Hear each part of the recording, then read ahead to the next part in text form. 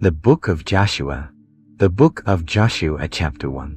After the death of Moses, the servant of the Lord spoke to Joshua son of Nun, Moses' assistant, saying, "My servant Moses is dead. Now you and this entire assembly must prepare yourselves to cross the Jordan into the land I am giving to the Israelites. I will give it to you, just as I swore to Moses. Your territory will extend from the wilderness to Lebanon, and from the great river, the Euphrates, to the Mediterranean Sea. As long as you live, I will give you every place where you set your foot. Wherever I was with Moses, I will be with you. I will be with you. I will not leave you, nor forsake you. Be strong and courageous, for you will bring this people into the land I swore to their ancestors to give them. Be strong and courageous. Be careful to obey all the law my servant Moses commanded you. Do not turn from it to the right or to the left, so that you may be successful wherever you go. This book of the law shall not depart from your mouth, but you shall meditate on it day and night, so that you may be careful to do according to all that is written in it. Then you will make your way prosperous, and then you will have good success. Have I not commanded you? Be strong and courageous. Do not be afraid or dismayed, for the Lord your God is with you wherever you go. Be strong and courageous. Do not be afraid. Do not be dismayed, for the Lord your God is with you wherever you go." Then Joshua commanded the officers, "Go through the camp and tell the people, prepare provisions, for you will cross the Jordan River in 3 days, to take possession of the land the Lord your God is giving you as an inheritance." But to the people of the tribes of Reuben, Gad, and the half-minus tribe of Manasseh, Joshua said, "Remember what the Lord's servant Moses commanded you. The Lord your God will give you rest, and give you this land. Your wives, children, and livestock may remain in the land east of the Jordan that Moses gave you. But all your fighting men must cross over before your brothers, and you must help them until the Lord gives them rest as he has given you, and they take possession of the land the Lord your God is giving them. Then you may return to your own inheritance, which the Lord's servant Moses gave you east of the Jordan toward the sunrise." They answered Joshua, "We will do everything you have commanded us, and go wherever you send us, just as we fully obeyed Moses. Just as we fully obeyed Moses, so we will obey you. May the Lord your God be with you, as he was with Moses. Anyone who rebels against your command and does not obey your instructions will be put to death. Be strong and courageous." Then Joshua son of Nun secretly sent to men from Shittim, and instructed them, "Go and scout out the city of Jericho, especially Jericho." So they went, and entered the house of Rahab the prostitute, and stayed there. The king of Jericho was told that some Israelites had come to spy out the land of Jericho. He commanded them, "Go and spy out the land, especially the city of Jericho." So the 2 men went, and lodged at the house of Rahab the prostitute. When the king of Jericho heard this, he sent messengers, saying, "Tonight some Israelites have come into the city to spy out the land." The king of Jericho sent messengers to Rahab, saying, "Hand over the 2 men who came to you and entered your house. They came to spy out the whole land."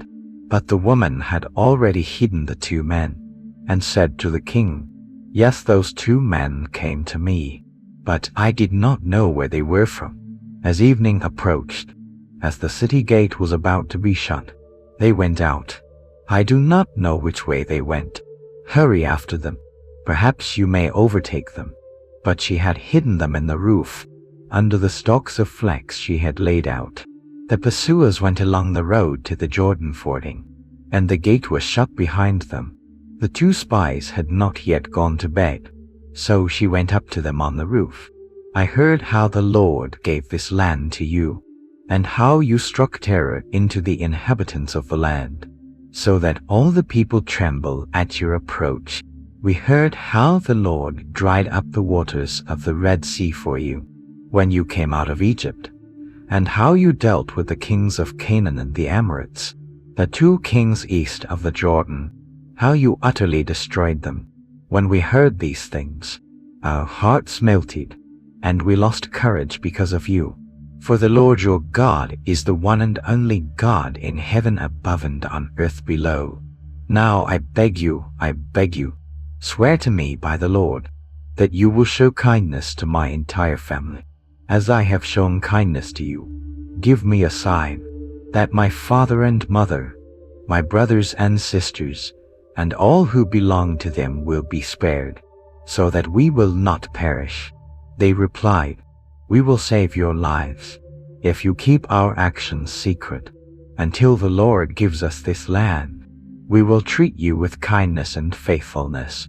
So she let them down by a rope through the window, for her house was built into the city wall. She said to them, go to the mountains, so the pursuers will not find you. Hide in the mountains for 3 days, until they return. Then you may set out again. The 2 men said to her, the oath you have made us take, if it is not fulfilled, we will not be free from guilt. But you must tie this scarlet cord to the window from which you let us down, and bring your father, mother, brothers, and all your household into your house. If anyone goes out from your house into the street, his blood will be on his own head. We will not be responsible. As for those who dwell in your house, if harm comes to them, their blood shall be upon our heads. But if you reveal this matter, we will be released from the oath you have made. She replied, I will do as you say. So she sent them away, and they departed. She tied the scarlet cord to the window. After the 2 departed, they went up into the mountains and hid there for 3 days, until the pursuers had searched the entire route and returned. Then the 2 men descended the mountain and crossed the river, to present themselves before Joshua son of Nun, and recounted all that had happened, saying, the Lord has delivered the entire land into our hands, because our people were terrified. Joshua 3 early in the morning, Joshua and all the Israelites set out from Shittim, and camped by the Jordan, ready to cross. After 3 days, the officers went through the camp, and commanded the people, when you see the ark of the covenant of the Lord your God, and the Levitical priests carrying it, you shall set out from your place, and follow it.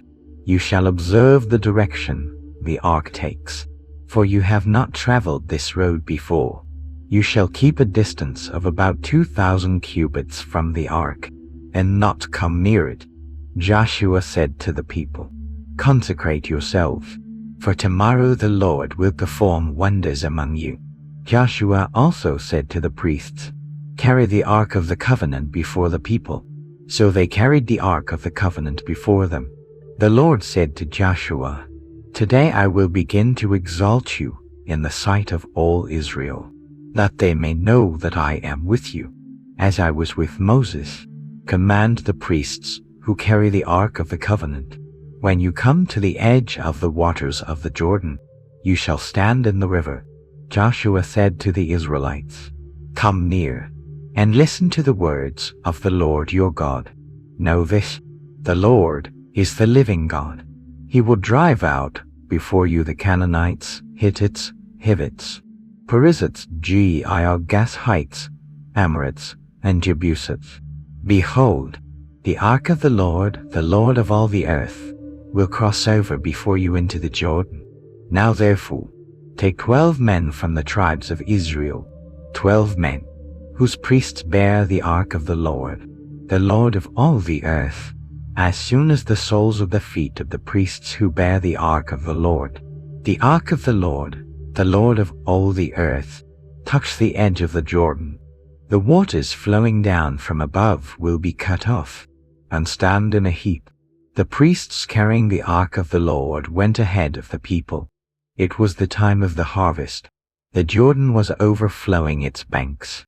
But as soon as the priests carrying the ark reached the Jordan and set their feet on the riverbank, the waters flowing downstream were completely cut off. They piled up in a heap at Adam, near Ze or Than, far away from there. The waters flowing downstream to the Sea of the Arabah, that is, the Dead Sea, were also completely cut off. So the people crossed the Jordan opposite Jericho. The priests carrying the ark of the Lord stood firm in the middle of the Jordan, on dry ground, until all the people of Israel had crossed over. When the entire nation had crossed the Jordan, Joshua 4. After all the people had crossed the Jordan, the Lord said to Joshua, "Choose 12 men from the people, 1 from each tribe. Command them to take 12 stones from the Jordan, from the very place where the priests are standing, and carry them over with you. Set them up at the place where you will spend the night." So Joshua summoned the 12 men he had chosen from the Israelites, 1 from each tribe, and said to them, "Go before the ark of the covenant of the Lord your God into the Jordan, and each of you take up a stone corresponding to the number of the tribes of Israel, as a sign among you. When your children ask you in time to come, 'What do these stones mean?' you shall tell them that the ark of the covenant of the Lord stood firm in the midst of the Jordan, until the waters of the Jordan were cut off. These stones shall be a memorial to the people of Israel forever." So the people of Israel did as Joshua commanded, taking 12 stones from the Jordan, as the Lord had told Joshua, 12 stones for the 12 tribes of Israel, and carried them over to set up there. Joshua set up the 12 stones taken from the Jordan before the ark of the Lord, at the place where the priests who carried the ark stood. These stones remain there to this day.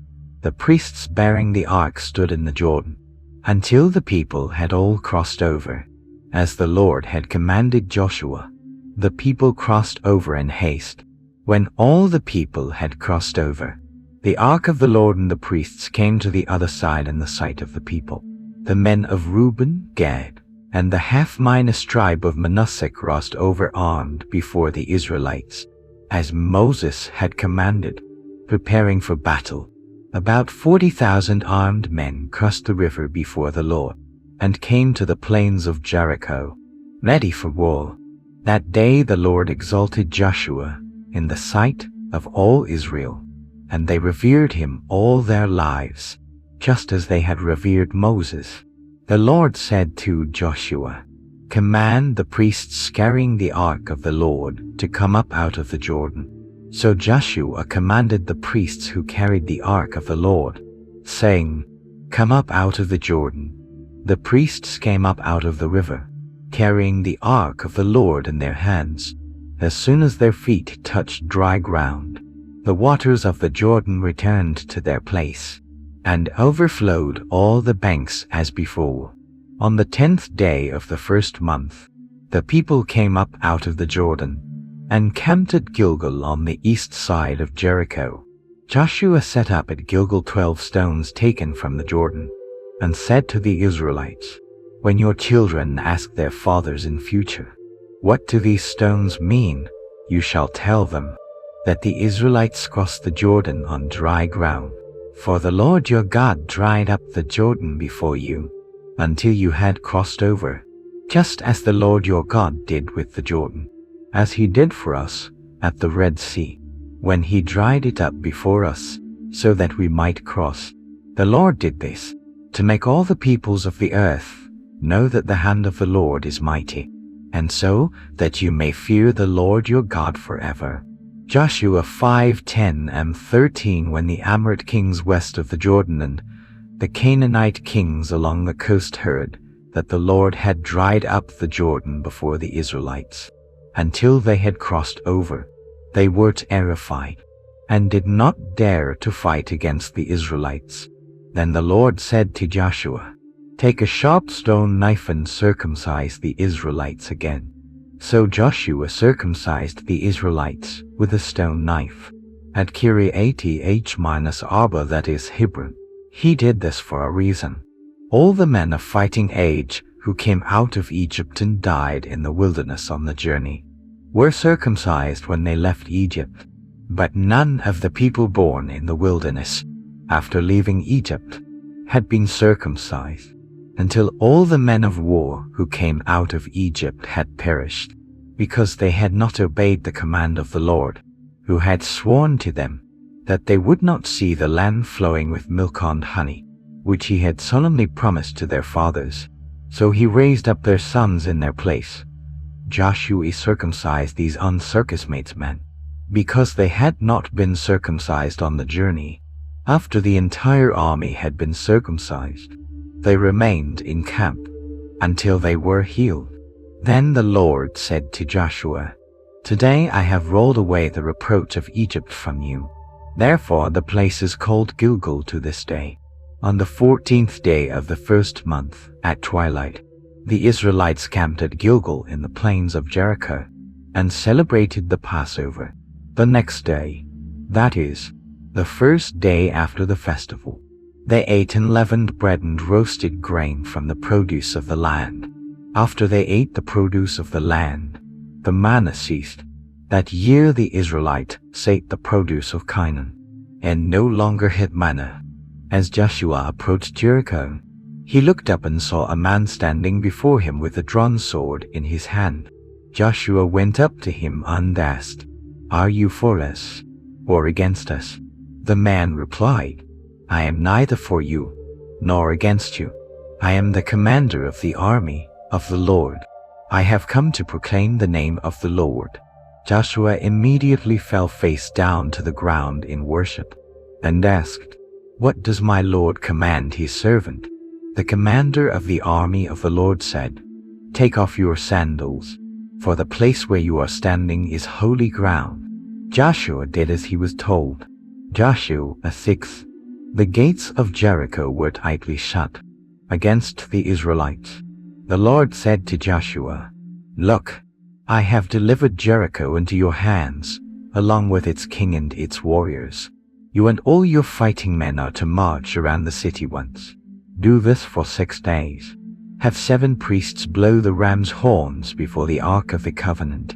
On the 7th day, you shall march around the city 7 times. The priest shall blow the trumpets. When you hear the long blast, the whole army shall shout with one voice. Then the walls will collapse, and you shall go straight into the city." So Joshua son of Nun summoned the priests, and said to them, "Carry the ark of the covenant of the Lord. Let 7 priests blow the trumpets before the ark."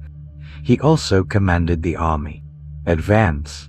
Let the entire army march around the city before the ark of the Lord. The armed guard shall go before the ark." After Joshua had given these orders to the people, the 7 priests carrying the 7 trumpets marched before the Lord, blowing the trumpets. The ark of the Lord was behind them. The armed men marched before the priests who blew the trumpets. The rear guard followed the ark. When the trumpets sounded, Joshua commanded the people, "Do not utter a sound or speak a word until the day I tell you to shout. On that day you shall shout." So they made the ark of the Lord go around the city once. Then the entire army returned to camp and spent the night there. Early the next morning, Joshua arose at dawn. The priests carried the ark of the Lord. 7 priests carrying 7 trumpets walked before the ark. They marched while sounding the trumpets. The armed men went ahead. The guards brought up the rear, following the ark of the Lord. The trumpets sounded continuously. They marched around the city once. The next morning they marched around the city again in the same manner. This continued for 6 days. On the 7th morning, they marched around the city 7 times as before. Only on this day did they march around the city 7 times. During the 7th circuit, the priests blew their trumpets. Then Joshua commanded the army, "Shout loudly, For the Lord has delivered the city into your hands. The entire city and all its possessions shall be consecrated to the Lord. Only Rahab the prostitute and all who are with her in her house shall live, because she hid the spies we sent. But keep yourselves far from the devoted things, lest you be consumed by them. Otherwise, you will bring destruction upon the camp of Israel, and bring calamity upon it. All the silver and gold, the vessels of bronze and iron, are holy to the Lord. They shall be brought into the treasury of the Lord. When the trumpet sounds, the army shall shout. At the sound of the trumpet, the soldiers shall shout aloud. The walls shall fall down, and the people shall rush into the city, and take it. They shall dedicate the city to the Lord, and put to the sword all who are in it, men and women, young and old, oxen, sheep, donkeys, and mules. None shall be spared. Joshua said to the 2 spies, "Come into the house of Rahab the prostitute and bring out her and all who are with her. Go into the prostitute's house, and bring her out, along with all she possesses." So the 2 spies went in, and brought out Rahab, her father, mother, brothers, sisters, and all she had. They brought out her entire household, and placed them outside the camp of Israel. They burned the city and all within it with fire. Only the silver, gold, and vessels of bronze and iron were placed in the treasury of the house of the Lord. But because Rahab had hidden the 2 men Joshua had sent to spy out Jericho, Joshua spared the life of the prostitute and her entire household, and all that belonged to her. She lived among the Israelites to this day. At that time Joshua made an oath that whoever rebuilds the city of Jericho shall be cursed before the Lord. He shall lay its foundation with his firstborn, and set up its cornerstone with his youngest son. The Lord was with Joshua, and his fame spread throughout the land. Joshua 7. But the people of Israel committed a trespass in the devoted things. Among the tribe of Judah, Achan son of Carmi, son of Zerah, son of Zimri, son of Zerah, took some of the devoted things. The Lord's anger burned against Israel. Joshua sent men from Jericho to Ai, near Bethlehem in the land of Edom, which is near Beth-Minasam. He instructed them, "Go up and spy out the land." They went up and spied out Ai, and reported to Joshua, "There is no need to send the whole army to attack on a foe. Send only 2,000 or 3,000 men to capture. There is no need to exhaust the whole army, for the inhabitants there are few." About 3,000 men went, but were routed by the men of Anathoth. About 30-6 men fell in battle. The men of Anathoth pursued the Israelites from the city gate to the quarries, and struck them down on the hillside. When the people saw this, their hearts melted like water.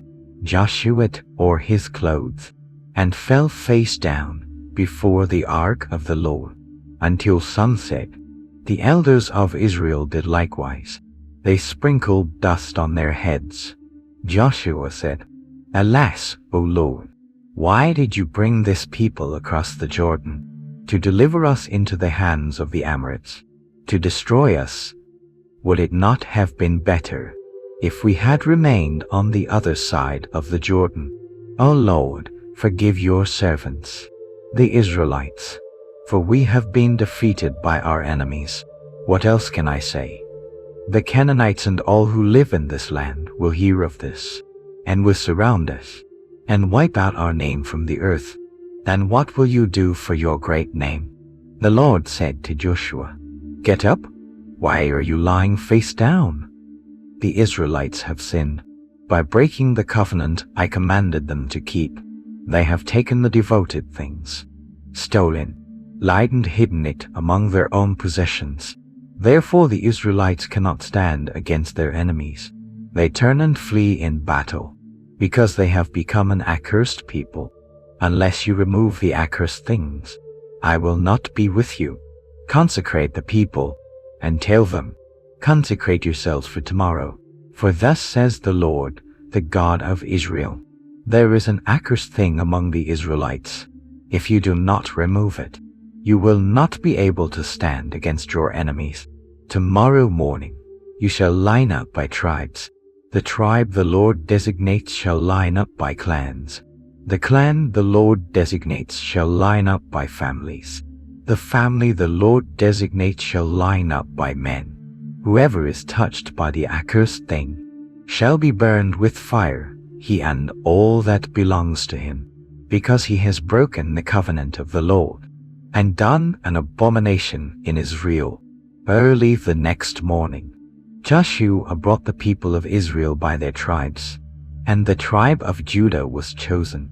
The clans of the tribe of Judah were brought forward, and the clan of Zerah was chosen. The family of Zerah was brought forward. Zimri was selected. Joshua then had the men of his family come forward one by one. Thus Achan son of Carmi, son of Zimri, son of Zerah, of the tribe of Judah, was identified.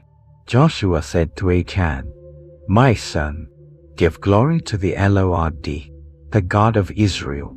Confess to him what you have done. Tell me now what you have done. Do not hide it from me. Achan replied, I have indeed signed against the Lord, the God of Israel. This is what I did. I saw among the spoils a beautiful Babylonian robe, 200 shekels of silver, and a bar of gold weighing 50 shekels. I coveted them and took them, and I have hidden them in my tent, with the silver underneath. So Joshua sent messengers, who ran to Achan's tent, and found the silver underneath, with all the other items hidden there. The people took these items from the tent, and presented them to Joshua and all Israel, to be displayed before the Lord. Then Joshua led all Israel, and brought Achan son of Zerah, the silver, the robe, the gold bar, his sons and daughters, his cattle, donkeys, sheep, his tent, and all his possessions, to the valley of Acre. Joshua said, why have you brought this trouble on us? The Lord will bring trouble on you today. So all Israel stoned him to death. They also stoned his wife and children, his cattle, donkeys, and sheep. They built a large stone pile at Arnon Pass, which remains to this day. Then the Lord relented from his fierce anger. That place is called Arnon Pass to this day. Joshua 8. The Lord said to Joshua, do not be afraid, and do not be dismayed. Lead the entire army to attack Ai, for I have delivered into your hand the king of Ai, his people, his city, and his land. You shall treat Ai, its king, as you treated Jericho and its king. Only you may take the plunder and the livestock as your spoil. Set an ambush behind the city. So Joshua led all his army to attack Ai. He selected 30,000 elite warriors, and sent them out at night, with these orders. Listen carefully. Set an ambush behind the city. Do not stray far from it. All of you must stay alert. I and the men with me will attack the city. When the enemy comes out against us as before, we will pretend to flee. The enemy will pursue us until we draw them far from the city. They will say, they are fleeing as before. Then you must rise from ambush and capture the city. The Lord your God will deliver it into your hands. After capturing the city, burn it to the ground. Obey the Lord's command, and carry it out faithfully. Be careful to obey my commands. So Joshua sent them away. They went and took up their positions in ambush. They set up their ambush between Beth-Rehob and Az-Ekal, west of Az-Ekal. That night Joshua stayed with the people. Early the next morning, Joshua led the Israelite leaders out before the people toward Az-Ekal. The entire army followed him. They came to the city and camped north of Az-Ekal. Ali separated them from the city. Joshua selected about 5,000 men from the army and stationed them in ambush between Bethlehem and Ai, west of Ai. The main army encamped north of the city, while the ambush for slain wait west of the city. That night, Joshua entered the valley. Seeing this, the king of Ai led all his troops out at dawn to meet them in battle. They engaged the Israelites at a place overlooking the Arabah, unaware that ambushed troops lay in wait behind the city. Joshua and all the Israelites feigned retreat, fleeing toward the wilderness. All the men of Ai were summoned to pursue the Israelites. They chased after Joshua, being lured away from the city. Not a single man remained in Ai or Bethlehem. All went in pursuit of the Israelites. They pursued the Israelites with the city gates open. Then the Lord said to Joshua, "Stretch out the spear in your hand toward Ai, for I will deliver it into your hands." So Joshua stretched out the spear in his hand toward the city, and as soon as he did, the ambush rose swiftly from their hiding place, rushed into the city, captured it, and set it ablaze. The men of Ai looked back and saw the smoke rising from the city, with no escape route left. The Israelites who had fled into the wilderness now turned and counter-attacked their pursuers. For Joshua and all the Israelites, seeing the ambushed troops had captured the city, and the smoke rising from it, turned to pursue the Amalekites. The ambushed troops also emerged from the city to engage them. Trapping the Amalekites in a pincer attack, the Israelites subtly destroyed them, leaving no survivor or escapee. They captured the king of Ai and brought him before Joshua. The Israelites pursued the people of Ai, slaughtering them in the fields and wilderness. After all the pursuers had finished the slaughter with their swords, all the Israelites returned to the city of Ai and utterly destroyed its inhabitants. That day 12,000 men and women fell. The inhabitants of Ai were utterly destroyed. Joshua did not withdraw his hand from the spear until he had exterminated the people of Ai. But the Israelites carried off the livestock and plunder of the city, as the Lord had commanded Joshua. Joshua burned Ai and made it a perpetual ruin. It remains desolate to this day. He hung the body of the king of Ai on a pole until sunset. At sunset, Joshua ordered the body to be taken down from the pole and thrown at the city gate. Then they piled a large heap of stones over the body, which remains to this day. Joshua built an altar to the Lord God of Israel at Ebal, as Moses the servant of the Lord had commanded the people of Israel. He built the altar with uncut stones, as written in the book of the law of Moses. No iron tool was used. There they offered burnt offerings and peace offerings on the altar to the Lord. Joshua wrote on stone tablets a copy of the law of Moses in the presence of all Israel. All the people of Israel, along with their elders, officials, and judges, stood on both sides of the Ark of the Covenant of the Lord, facing the Levitical priests who carried the Ark, both the foreigners residing among them and the native miners born, gathered there. Half the people stood before Mount Gerizim, and half before Mount Ebal, as the servant of the Lord Moses had previously commanded, to bless the people of Israel. Joshua read aloud from the book of the law, the words of the law, both the blessings and the curses, to the entire assembly. Joshua did not omit a single word of all that Moses had commanded. He read it to the entire assembly of Israel, including the women, the children, and the foreigners residing among them. Joshua 9. When the kings west of the Jordan heard this, including the kings of the hill country, the kings of the foothills westward, the kings of the coastal region, and the kings of the Hittites, Amorites, Canaanites, Perizzites, Hivites, and Jebusites in Lebanon, they united to fight against Joshua and the Israelites. But when the Gibeonites heard how Joshua had dealt with Jericho and Ai. They devised a ruse. They sent messengers carrying donkeys laden with worn out sacks and torn, twisted old wineskins. They wore patched, worn out sandals and ragged clothes. All the food they brought was moldy bread. They came to the camp at Gilgal and presented themselves before Joshua and all the Israelites. They said, "We have come from a distant land. Please make a treaty with us." The Israelites said to the Hittites, "You live so close to us, how can we make a covenant with you?" They said to Joshua, "We are your servants." Joshua asked, "Who are you? Where do you come from?" They replied, "We, your servants, have come from a very distant land, because we heard the fame of your God, the Lord. We heard of his deeds, and all he did in Egypt, and how he dealt with the 2 kings of the Amorites east of the Jordan, Sihon king of Heshbon and Og king of Bashan, who reigned in Ashtaroth. Our elders and the inhabitants of this land told us, 'Take provisions with you and go to meet them. Say to them, "We are your servants. Make a covenant with us."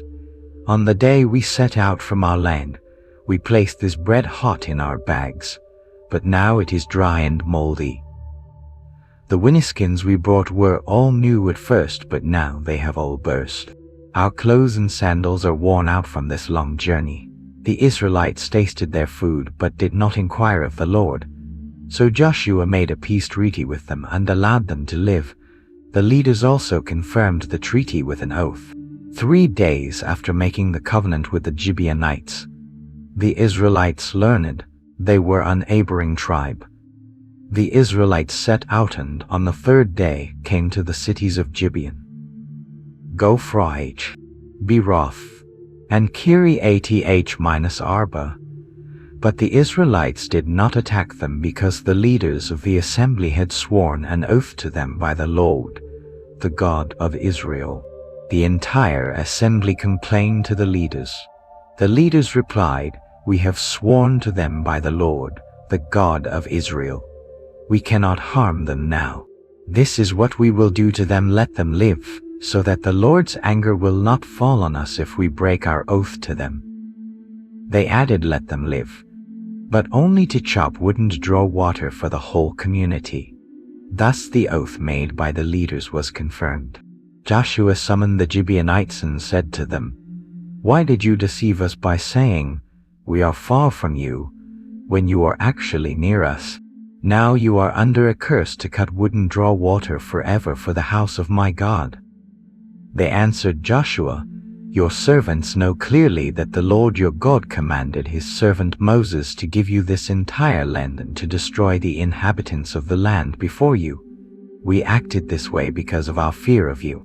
Now we are in your hands. Now we are in your hands. Do to us whatever seems good and right to you." So Joshua spared them and did not put them to death. That day Joshua commanded the Gibeonites, "You shall be woodcutters and water carriers for the assembly and for the altar of the Lord in the land the Lord has chosen." And so they have been to this day.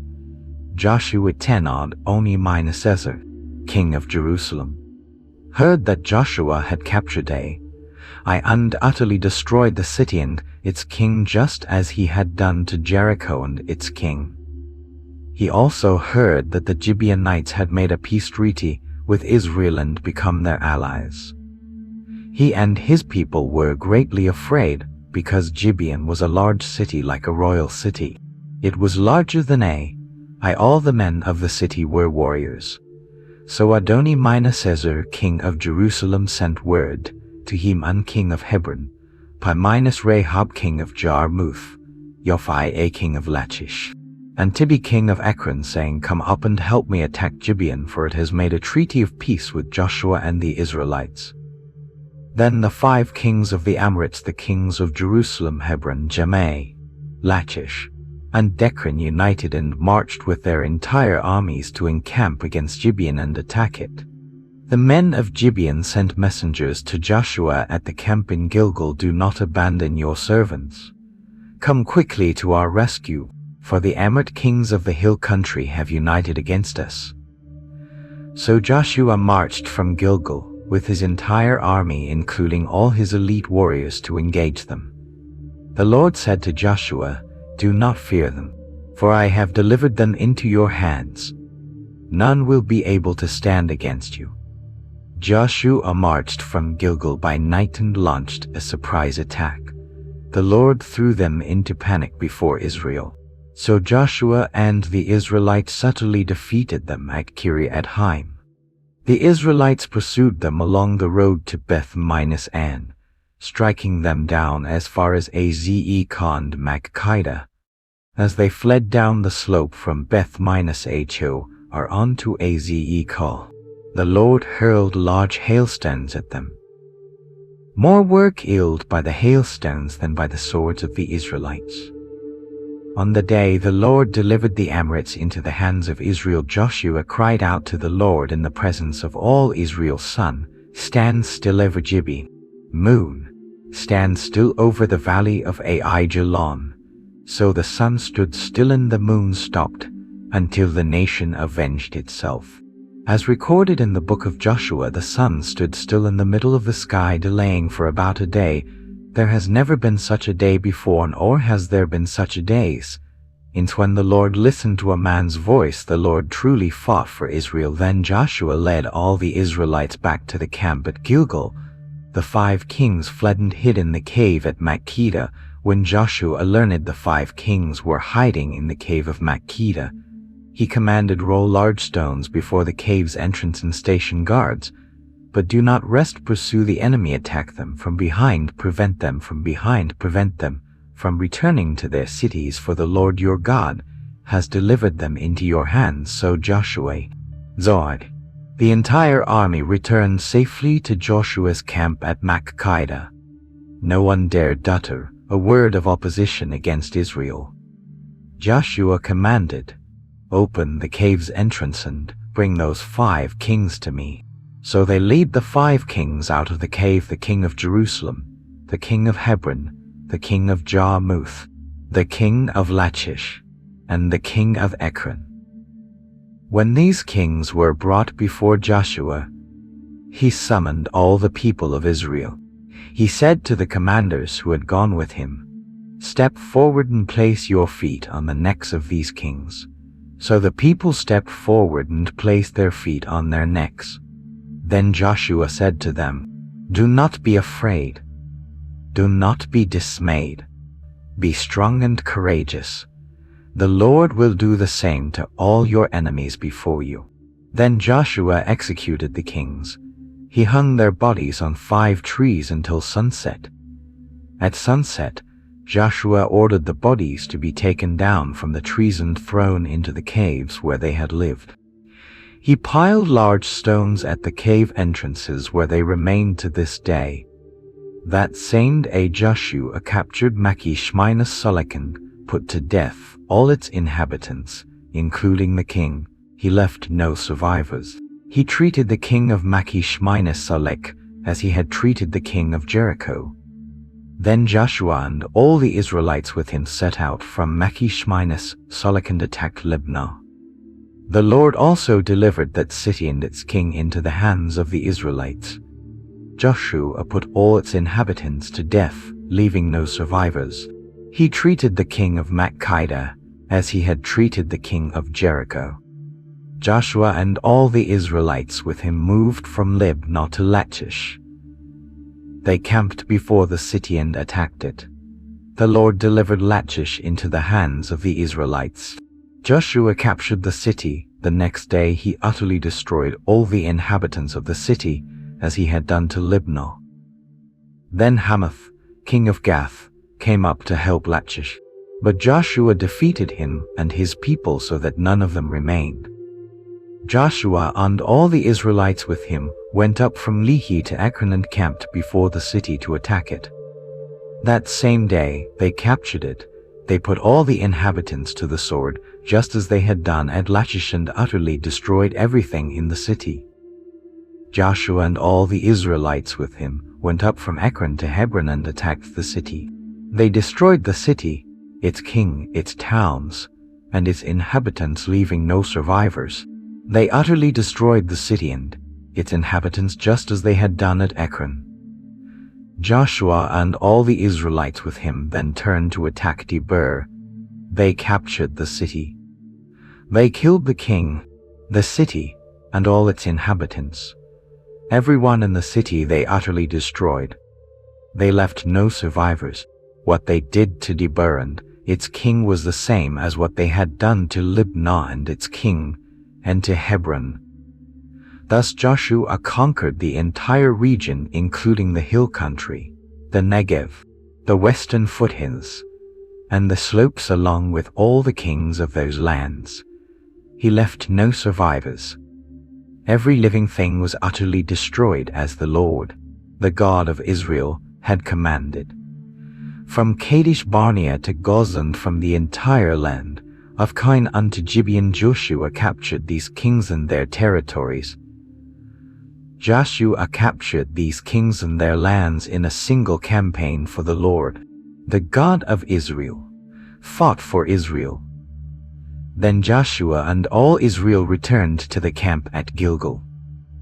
Joshua 11. When Jabin, king of Hazor, heard of this, he sent messengers to Jabin, king of Hazor, and to Jabin, king of Kishon, and to the kings of the hill country, to the kings of the lowland, to the kings of the hill country, to the kings of the lowland, to the kings of the hill country, to the kings of the lowland, to the kings of the hill country, to the kings of the lowland, to the kings of the hill country, to the kings of the lowland, to the kings of the hill country, to the kings of the lowland, to the kings of the hill country, to the kings of the lowland, to the kings of the hill country, to the kings of the lowland, to the kings of the hill country, to the kings of the lowland, to the kings of the hill country, to the kings of the lowland, to the kings of the hill country, to the kings of the lowland, to the kings of the hill country, to the kings of the lowland, to the kings of the hill country, to the kings of the lowland, to the kings of the hill country, to the kings of the lowland, to the kings of the hill country, to the kings of the lowland, to the kings of the with great numbers of horses and chariots. The army was vast as the sand on the seashore. The kings joined forces and encamped at the waters of Meribah to fight against Israel. The Lord said to Joshua, "Do not be afraid of them, for tomorrow at this time I will deliver them all into the hands of Israel to be utterly destroyed. You shall hamstring their horses and burn their chariots." So Joshua and all his army suddenly attacked them by the waters of Merom. The Lord delivered them into the hands of the Israelites. They defeated them and pursued them as far as Great Sidon, Nisriah, and Ashtareth to the valley of Mizph in the east, until they had destroyed them without leaving a single survivor. Joshua did as the Lord commanded him. He hamstringed their horses and burned their chariots. Then Joshua turned back and captured Harosheth-Haggoyim, putting its inhabitants to the sword. Harosheth-Haggoyim was the chief of those kings. They put to the sword everyone in the city, everyone who breathed, not one was left. He also burned the city of Hazor. Joshua captured these royal cities and their kings and utterly destroyed them, just as the Lord's servant Moses had commanded. Only Hazor Joshua burned. The rest of the cities, all the cities built on mounds, the Israelites did not burn. Only Hazor was burned. The Israelites took all the wealth and livestock from these cities, but they utterly destroyed all the people in the cities.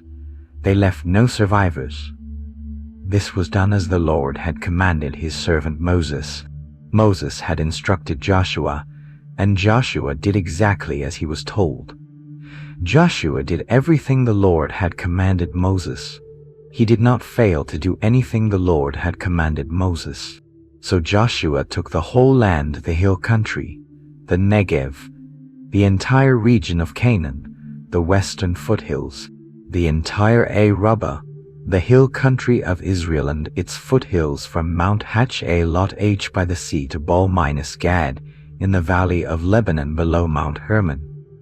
He captured the kings of these lands and put them all to death. Joshua waged war against these kings for a long time.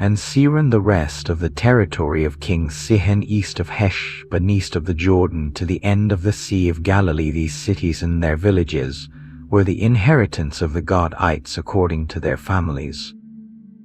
This is what Moses gave to the half-tribe of Manasseh. It was the portion of the half-tribe of Manasseh, according to their families, from the south of Mahanaim through all Bashan, the kingdom of Og, king of Bashan, the cities of Jaz, in Bashan 60 cities, in all half of Gilead and Ashtar, Othihn, the royal city of Bashan. These territories were allotted to the descendants of Mahlon, son of Manasseh, divided according to their clans. Half of the territory allotted to the descendants of Mahlon was given when Moses, while in the plains of Moab across the Jordan from Jericho, allotted the inheritance to the Israelites. Only the tribe of Levi received no inheritance, for the Lord God of Israel had promised to be their inheritance. Joshua 14. The land allotted to the Israelites, the land allotted to the priests of Israel and Nun, son of Joshua, and the heads of the tribes of Israel in the land of Canaan, as the Lord had commanded through Moses.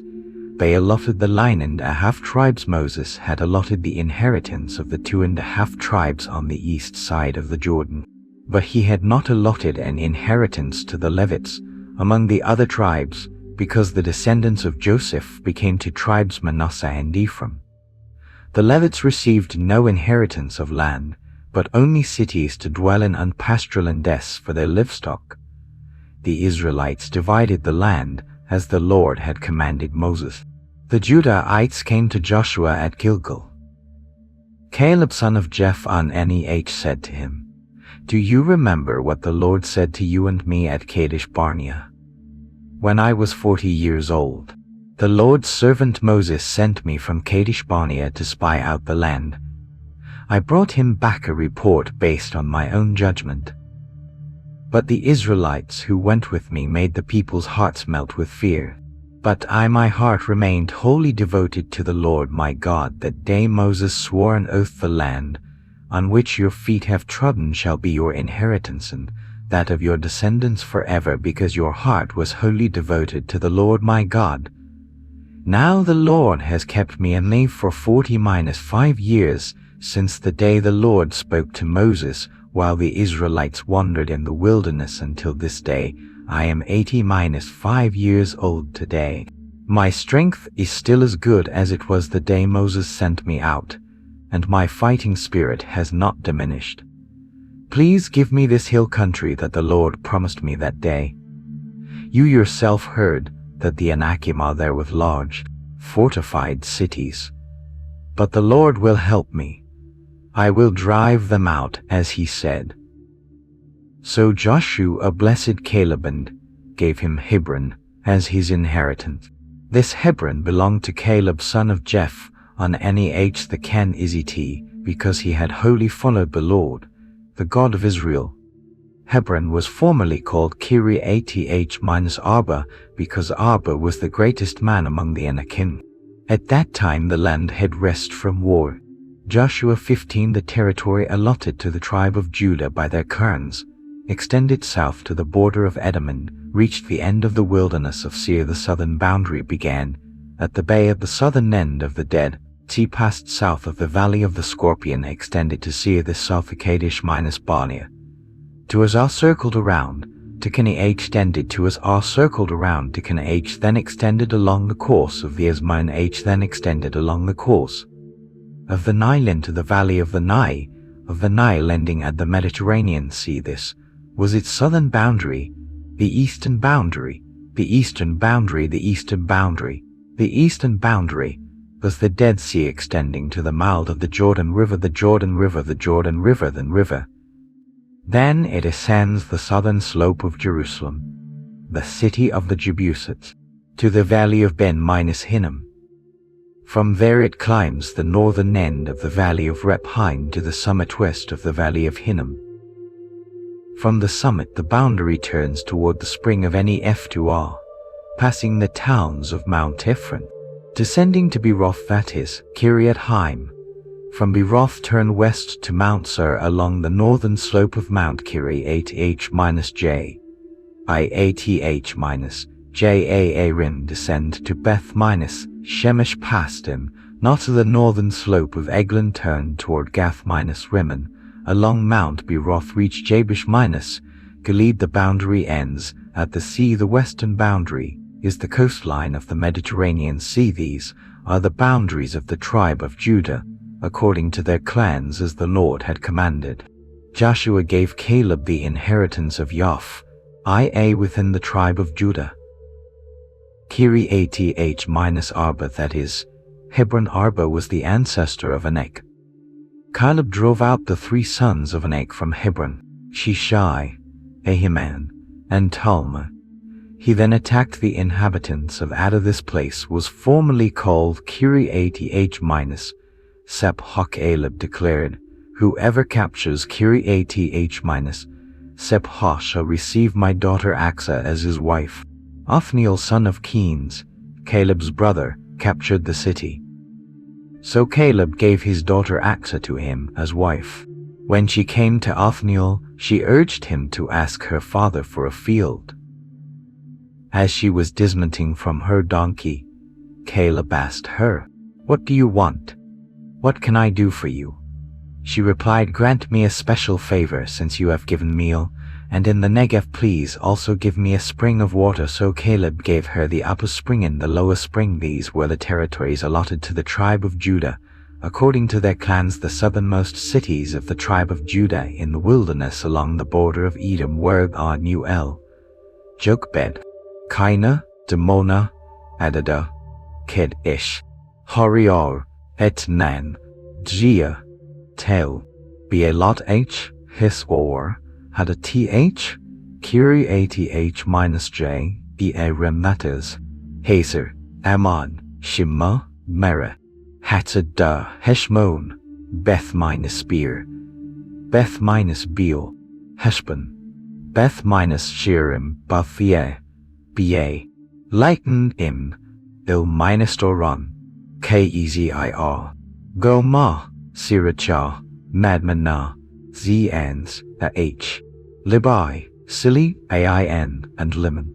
A total of 20-9 cities and their villages in the foothills of the western slope. Sego, Zora, Ashna, Sanoa, Ganit, Tapue, Enam, Yamo, Ad Alan, Su, Yaga, Shane, Adid An, Kodi Lorke, ILN. 14 cities and their villages. Sinan, Hades, Midday, R-Gad, Diln, Mispaha, Jashi, Lachish, Beozikah, Ekron, Gabon, Rama, Kiryat, Quadid, Bant, Dian, Na or Am, Mag. Ad 16 cities and their villages. Libnah, Et Am, Hiram, Ipiha, Ashna, Nisi B, Kira, Azib, Mershan. 9 cities and their villages. Ekron and its surrounding villages. The cities and villages west of Ekron belonging to Ashdod, Ashdod and its surrounding villages, extending to the valley of Egypt and the coast of the Mediterraneans.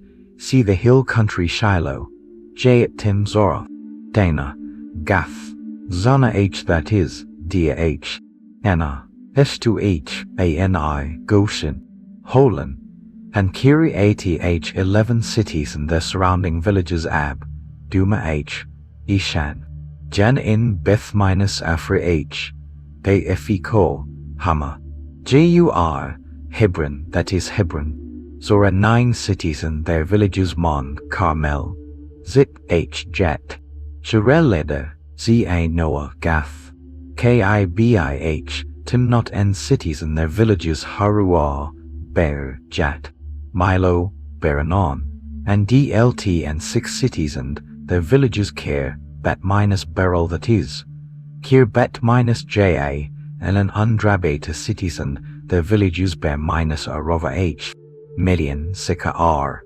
Nebash and Salt city, and Ancuit at 6 cities and their villages. The people of Judah did not drive out the Jebusites who lived in Jerusalem to this day.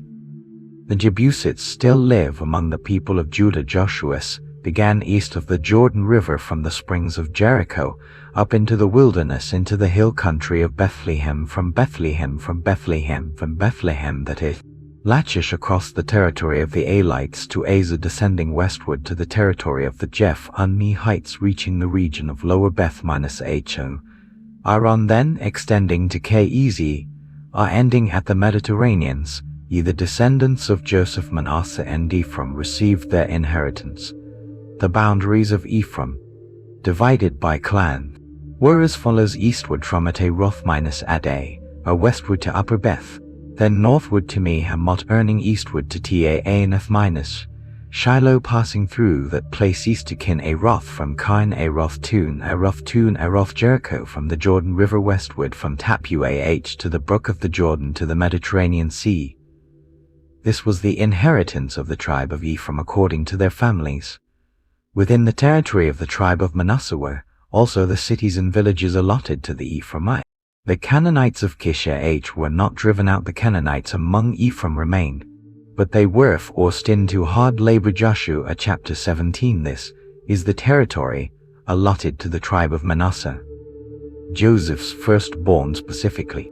The territory allotted to Mashir, Manasseh's firstborn. Mashir was the ancestor of the Gileadites. Because the Gileadites were skilled warriors, they received the land of Gilead and Bashan. The rest of the territory allotted to the descendants of Manasseh was as follows: the clans of Abi-Asaph, Helek, Asriel, Shechem, Hepher, and Shemida. These were the remaining males of Manasseh son of Joseph, listed by their clans: the sons of Gilead, the sons of Malon, the sons of Gilead, the sons of Shephat, the sons of Serapah. Serapah had no sons, only daughters: Mara, Noah, Hoglah, Mila, and Zerah. They went to Eleazar the priest, Joshua son of Nun, and the leaders, and said, The Lord commanded Moses to give us an inheritance along with our relatives. So Joshua gave them an inheritance, as the Lord had commanded, alongside their father's brothers. The inheritance of Manasseh was Gilead and Bashan east of the Jordan, 10 districts in all. Because the daughters of Manasseh received an inheritance among their brothers, the rest of the descendants of Manasseh received the land of Gilead. The border of Manasseh extended from Azah eastward to Mashir east of Shechem. The border then extended southward to include the inhabitants of Anathoth. Manasseh received the land of Tabor, but the city of Tabor on the border belonged to Ephraim. The border continued southward to the valley of the brook of Gezer. The towns of Ephraim were scattered among the towns of Manasseh. Manasseh's border was the northern side of the valley extending to the Mediterranean Sea. The southern part belonged to Ephraim, the northern part to Manasseh. Manasseh's territory extended to the Mediterranean Sea, bordering Asher to the north and bordered east by Issachar. Within the territories of Issachar and Asher, Manasseh also possessed Beth-Shean, Abilam, Dor, I-Dor, Taanach, Medigo, and their surrounding villages.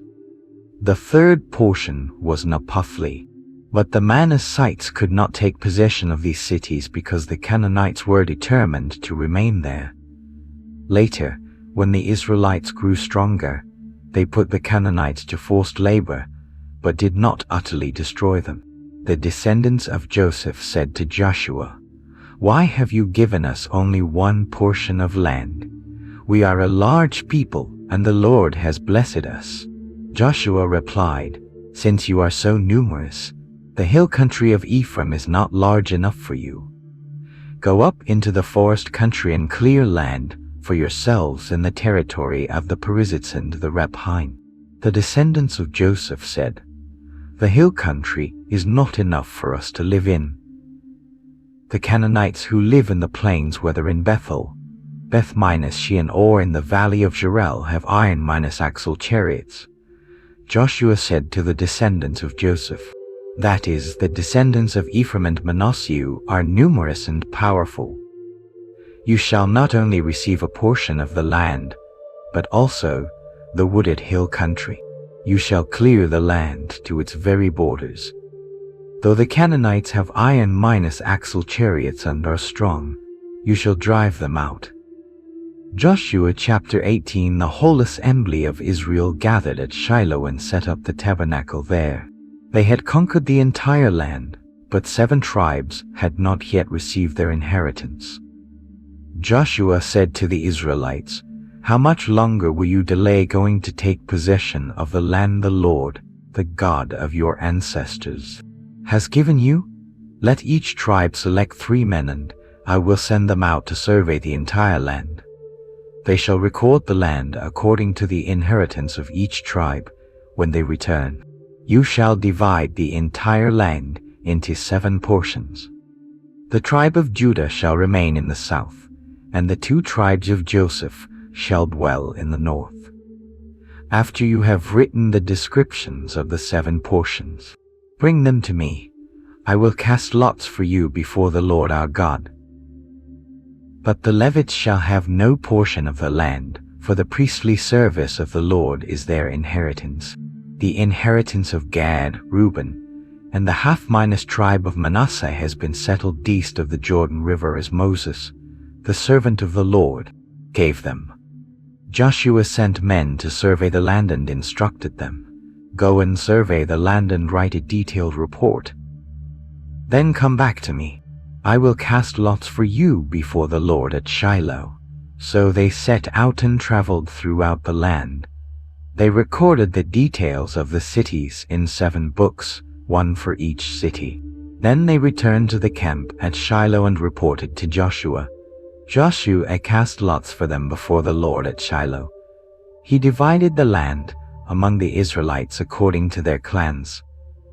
The tribe of Benjamin cast lots according to their clan and received a territory between the tribes of Judah and Joseph. Its northern border began at the Jordan River, passing through the northern slope of Jericho westward into the hill country, emerging from the wilderness of Beth-Minus-Avain, then turning toward the southern slope of Luz, that is, Bethlehem, descending to Aroth-Aday at the southern foot of Beth-Minus-Acho, or on from the south. The boundary turned toward the slope of Beth-Minus-Acho, or on along the western side. It turned south, reaching the Judean city of Kiriath-Jearim, that is, Kiriath-J. This was the western boundary. The southern boundary began at the western outskirts of Golam-Inaski-Arim. The boundary extended to the spring of Enieft. It descended to the foothills north of the Rapha Valley, opposite the southern valley of Ben-Hinnom. It ran down the southern slope of the Jebusite city to the valley of Ben-Hinnom. It then reached En-Rob.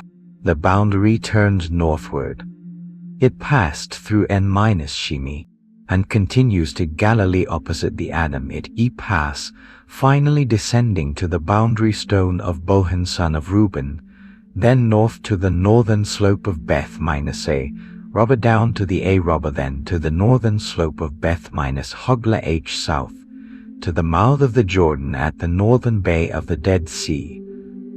This is the southern boundary the Jordan River forms.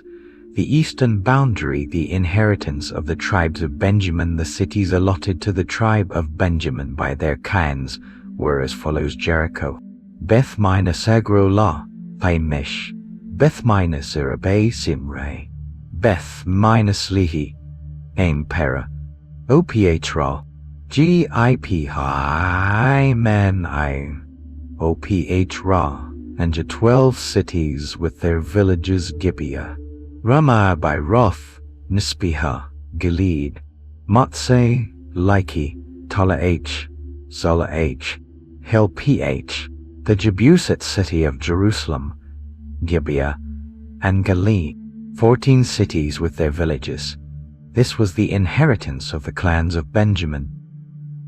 Joshua 19. The second lot for the tribe of Simeon fell within the territory of Judah, including Beth minus Sheba, also called Zeba, Mara, Hazar minus Shu'al, Bala, Lar, Bir-I, H, or Ma, Zip H, B Ma, Haro Hel, Bir-I, and Shiloh, 13 cities and their villages. They also received Ain, Rimmon, Eder, and Ash-Anand villages belonging to these 4 cities, as far as Bali, Pi minus, Har, and Ramah in the Negev. This was the inheritance of the children of Simeon according to their families. The inheritance of the Simeonites was taken from the portion of Judah, for the land of Judah was sufficient for them to dwell in, so the Simeonites received their inheritance within the territory of Judah. The 3rd lot fell to Zebulun, and their inheritance was divided by their clans. Their territory extended westward to Marah and as far as Jabushan, to the valley of Jokneam, turning eastward from Zarephath toward the sunrise to the border of Islam minus Dap, or passing through Tabor up to Jaffa, then eastward to Gath-and-Det, and out to Limon, turning toward Nerea. The border turned to Enath minus on, ending at the valley of Elah, including Gath, Nahalal, Shimron, Edera H, and Bethlehem, 12 cities with their villages. These cities and their territories were allotted by clan assigned to the tribe of Zebulun. The 4th lot fell to the tribe of Issachar. Divided by clans, their territory included Jerel, Karshan, Shun-Im, Hof-Arim, Shan-An-Ana, Rabbah, Shishion, Ibibion, Limno, Enan, Beth minus Boz. The border passed through Tabor, Shazuma, and Beth minus Shemesh, bordered by the Jordan River. These cities and their villages numbered 16. These cities and their villages were allotted by clans as the inheritance of the tribe of Issachar. The 5th lot was drawn for the tribe of Issachar, allotted by clans. Their territory included Helkath, Heshbon, Bithorn, Asap H, minus Melik, Amat, and Nishli. The western border reached Carmel, Shiloh, and Lebanon, turning eastward to Beth minus H, and reaching Zebulun and the valley of Iphiel, northward to Beth minus Hon Nahashal, passing by Kab to Abdon, Rehob, Hammon, and Canaan, straight to Great Sidon. The border turned back to Ramah, reaching the fortified city of Teal, turning toward Huz from the regions of Asher, Ammah, and Khil. The territory extends to the Mediterranean Sea. The villages comprise 20-2 cities. These cities and their villages, allocated by clan, constitute the inheritance of the tribe of Asher. The 6th lot was drawn for Naphtali. Divided by clans, its border began at the great trees of Helel and Hananeel, passed through Adam in Ibn Jabuni, reached Loch, ended at the Jordan River, west bordered, ran through as Not minus Aber, exited at Hakos, south bordered Zebulun, west bordered the Jordan River. The fortified cities were Zidd, Ziyah, Hemith Locha, Kain Retach, Adamah, Ramah, Harod, Kedesh Elur, and Ha Ilon Midday, Hor, Beth, and Aph, Beth Shemesh, 19 cities with their villages. These cities and their territories were allotted to the tribe of Naphtali according to their families. 7th lot drawn, the tribe of Dan. The territory allotted to the tribe of Dan by clan included Zorah, Eglon, Shtaol, Sha'albn, Arnon, Eter, Iram, Tapua, Eglon, Ieleku, Gibbethon, Pele, Hapha, Binam, Gath, Rimmon, Michmeh, and the territory opposite Joppa. After the Danites took possession of the land, they went up to attack Libnah and captured the city. They put the entire city to the sword and took possession of it. They settled in Lamoth minus Hathopim, named the city and in honor of their ancestor. These were the cities and villages allotted to the tribe of Dan by their clans. After the Israelites had divided the land as the Lord commanded, they gave the inheritance to Joshua son of Nun.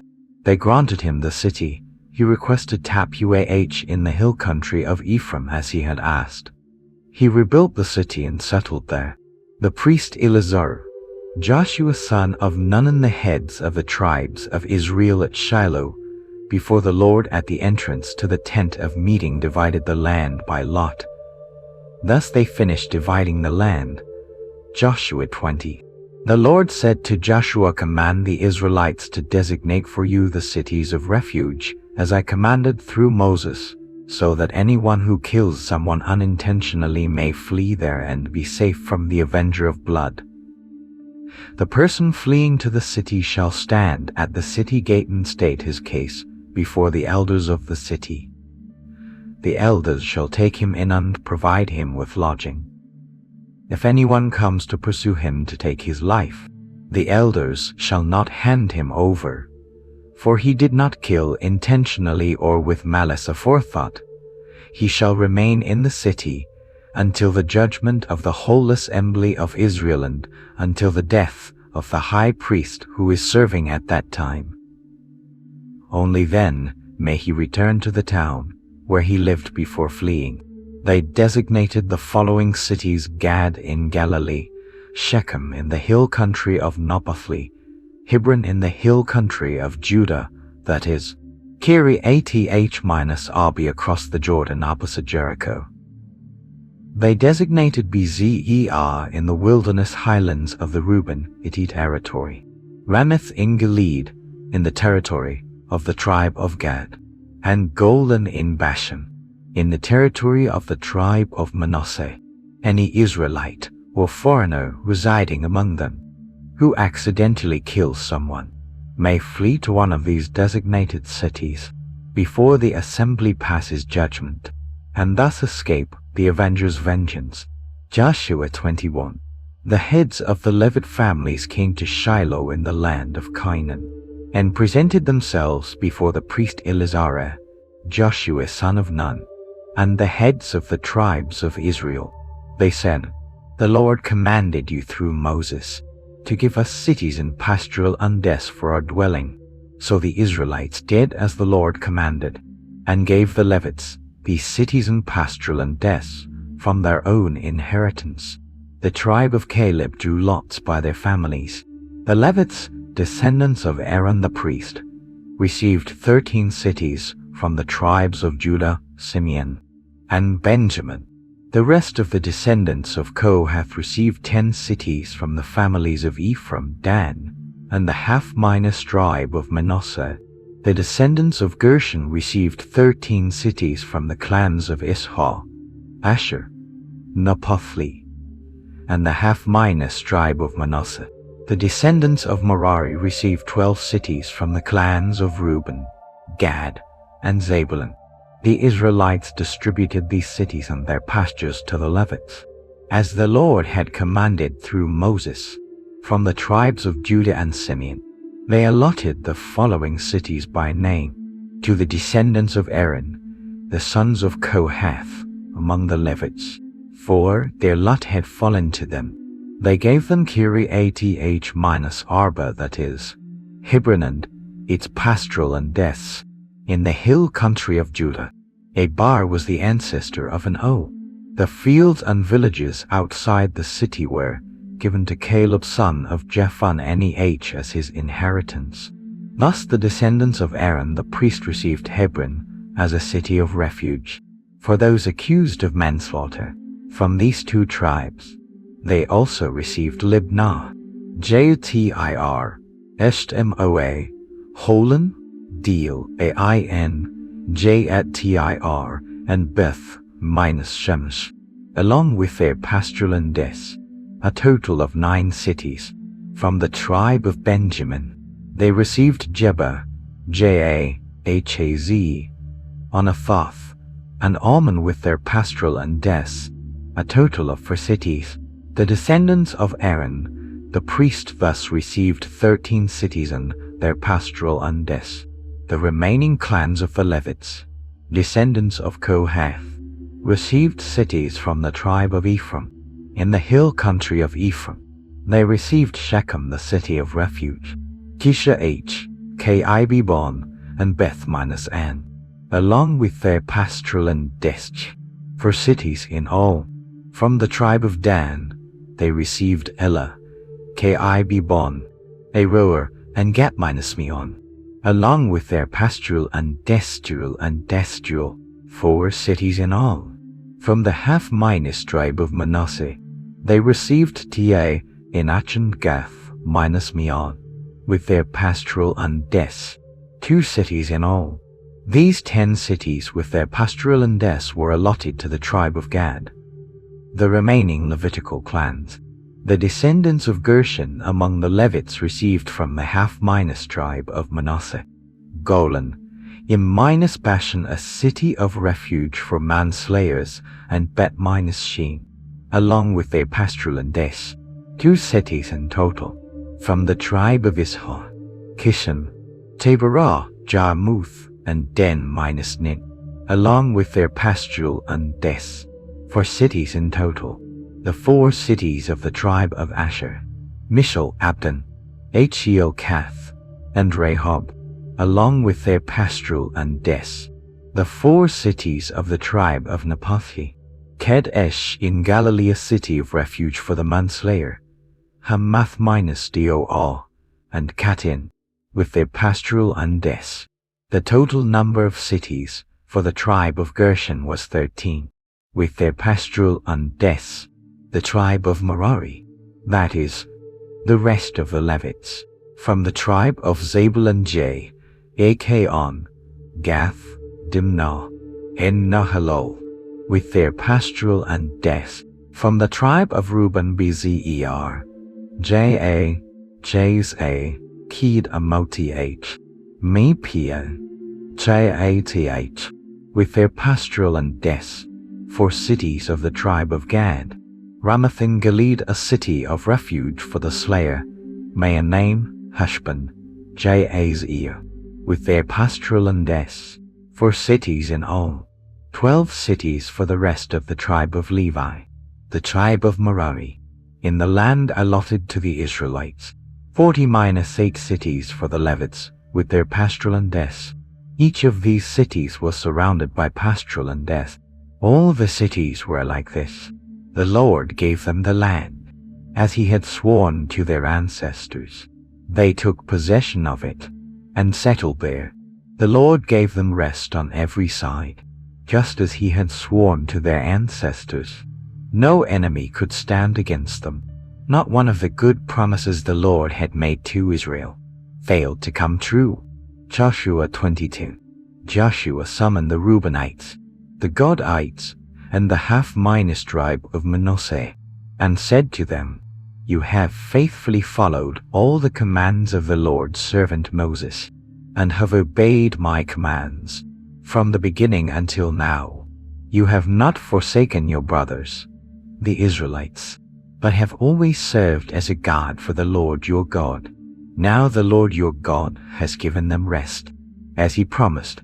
You may return to the land east of the Jordan, to the land the Lord's servant Moses gave you, to the land of your ancestral families.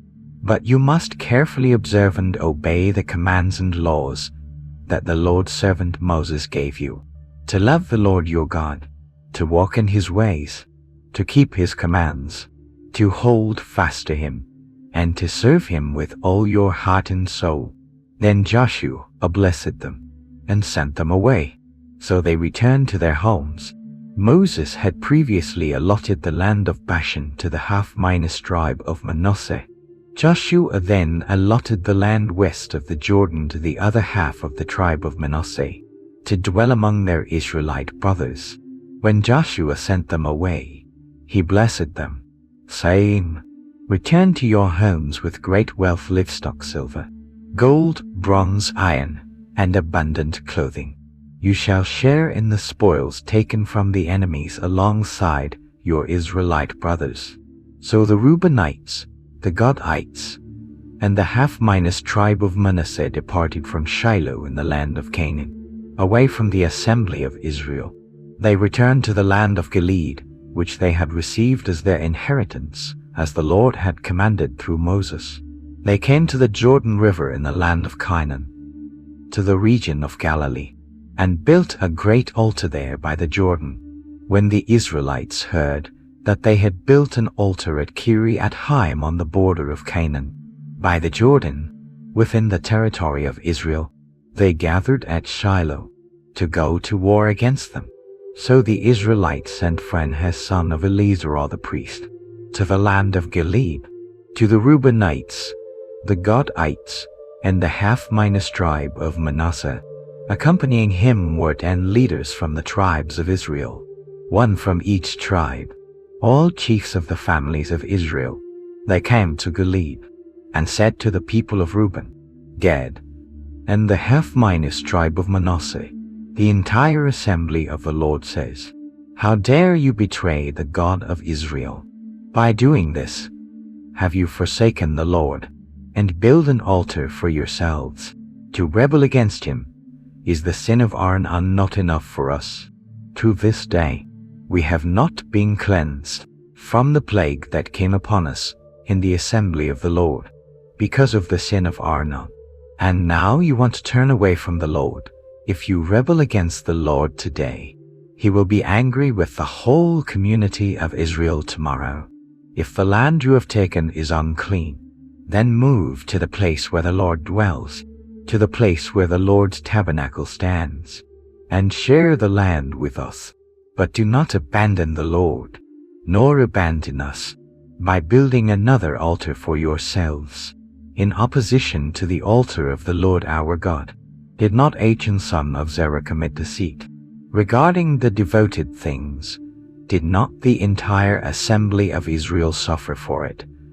He alone bore the punishment for his sin. Was that not too light a punishment? Then Reuben, Gad, and the half tribe of Manasseh said to the heads of the families of Israel, The Lord God Almighty is the Lord God Almighty. He will say, and all Israel shall know, if we rebel against the Lord, let us not be spared today. If we build an altar for ourselves, to turn away from the Lord, to offer burnt offerings, grain offerings, or peace offerings on it, may the Lord himself punish us. But we are doing this because we fear our descendants might say to our children, What do you have to do with the Lord, the God of Israel? The Lord has set the Jordan as a boundary between us and you, the Reubenites and the Gadites. You have no share in the Lord's inheritance. You have no share in the Lord's inheritance, lest your descendants cause our descendants to cease from revering the Lord. Therefore we say, Let us prepare to build an altar, but not for burnt offerings or sacrifices. This altar shall be a witness between us and you, and between our descendants, that we will worship the Lord at his holy place, with burnt offerings, peace offerings, and thank offerings. Thus your descendants will not be able to say to our descendants, You have no share in the Lord. We further say, If they should ever say this to us or our descendants, we will reply, Behold the replica of the altar of the Lord built by our forefathers. It was not built for burnt offerings or sacrifices, but as a witness between us and you. We dare not betray the Lord. Today you have forsaken him, by building an altar for burnt offerings, grain offerings, and sacrifices. This altar is not the altar of the Lord that stands before the tabernacle of the Lord our God. When the priest Phinehas and the heads of the tribes of Israel heard the words of Reuben, Gad, and Manasseh, they rejoiced. Phinehas, son of Eleazar the priest, said to Reuben, Gad, and Manasseh, Today we know the Lord is with us, because you have not disobeyed the Lord in this matter. Now you have the Israelites from the hand of the Lord. So Phinehas son of Eleazar the priest and the leaders returned from Gilead after meeting with the Reubenites and Gadites. They came back to the land of Canaan and reported this matter to all the Israelites. When the people heard the news, they rejoiced. They praised God and abandoned their plans to attack the Reubenites and Gadites and destroy the land where they lived. The Reubenites and Gadites named this altar the altar of testimony, as a witness among us that the Lord is God. Joshua 23. After many days had passed, the Lord gave Israel rest from all their surrounding enemies. At that time, Joshua was old and advanced in years. He summoned all the people of Israel, the elders, leaders, judges, and officials, and said to them, I am old and advanced in years. You yourselves have seen all that the Lord your God has done for you. It was the Lord your God who fought your battles. Remember how I have allotted to each of your tribes the land of the nations remaining around you as your inheritance, the peoples west of the Jordan, all the way to the Mediterranean Sea. I have fought against them. The Lord your God will drive them out before you and destroy them from your presence. You will take possession of their land, just as the Lord your God promised you. Be strong and courageous. Be careful to obey all the commands I am giving you today. Do not turn aside from them to the right or to the left. Do not intermarry with the peoples among you. Do not invoke the names of their gods. Do not swear by them. Do not serve them. Do not bow down to them, but hold fast to the Lord your God, as you have done to this day. The Lord has driven out great and powerful nations before you to this very day, so that no one could stand against you. One of you could slay 1,000, because the Lord your God has fought for you as he promised. Therefore, hold fast the Lord your God.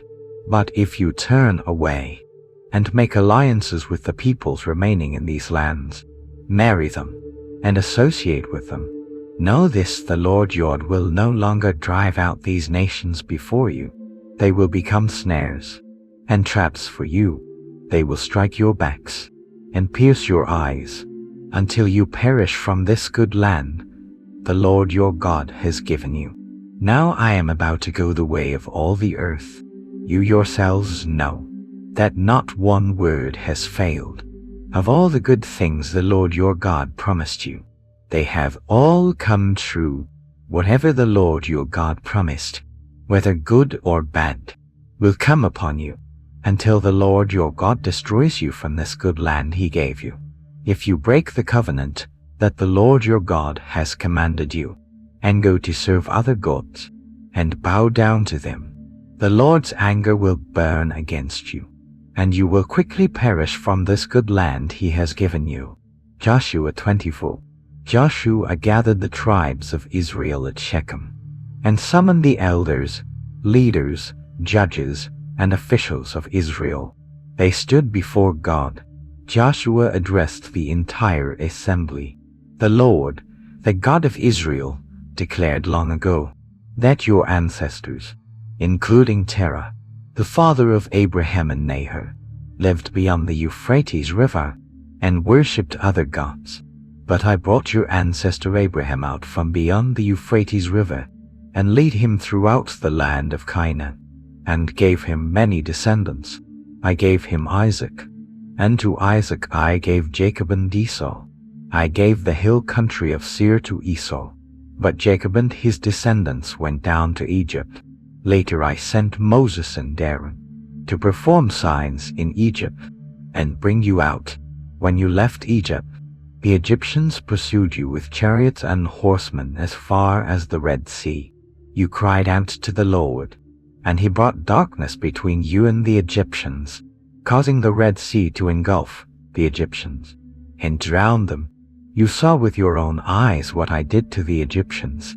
Later, you lived in the wilderness for many years. I brought you to the land of the Amorites east of the Jordan.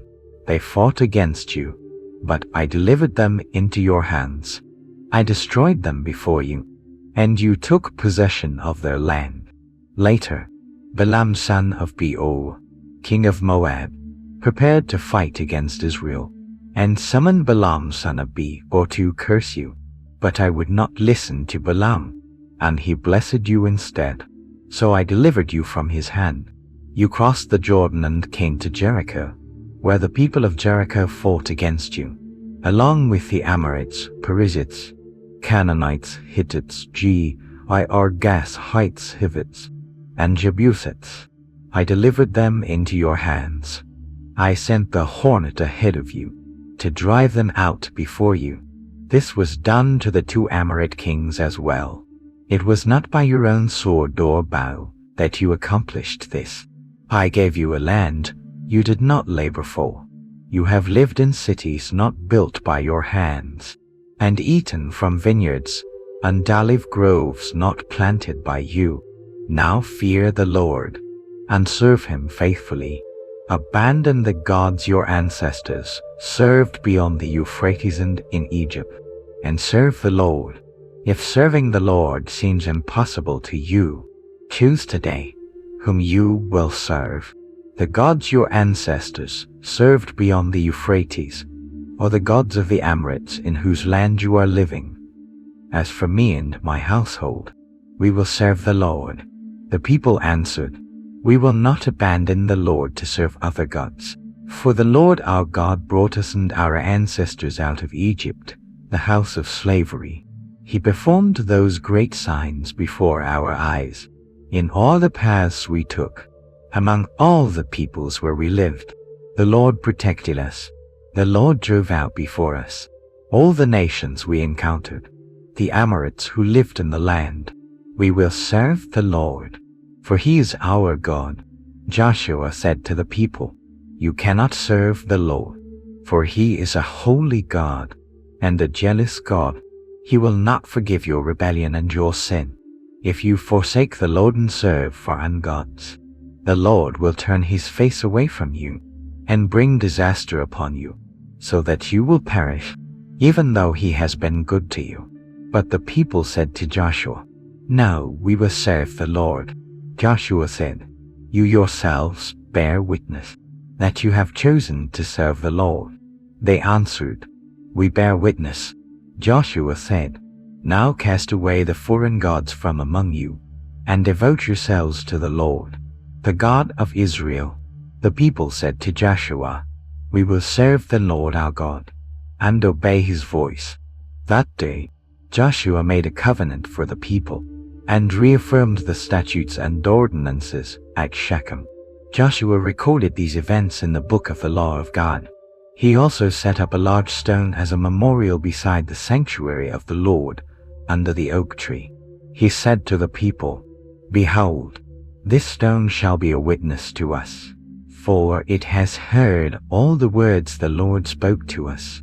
If you ever forsake your God, this stone shall testify against you." Then Joshua dismissed the people, each to his own inheritance. After this, Joshua son of Nun, the servant of the Lord, died in peace. He was 110 years old. He was buried in the land he had received as his inheritance, at Timnath-Serah in the hill country of Ephraim, north of Mount Gaash. During the lifetime of Joshua and the elders who outlived him and had seen all the great things the Lord had done for Israel, the people of Israel served the Lord. The bones of Joseph, which the Israelites had brought up from Egypt, were buried near Shechem, in the plot of land that Jacob had purchased from the sons of Hamor, the father of Shechem, for 100 pieces of silver. This plot became the inheritance of Joseph's descendants. Eleazar son of Aaron died, and was buried at Gibeah, in the inheritance of his son Phinehas, in the hill country of Ephraim.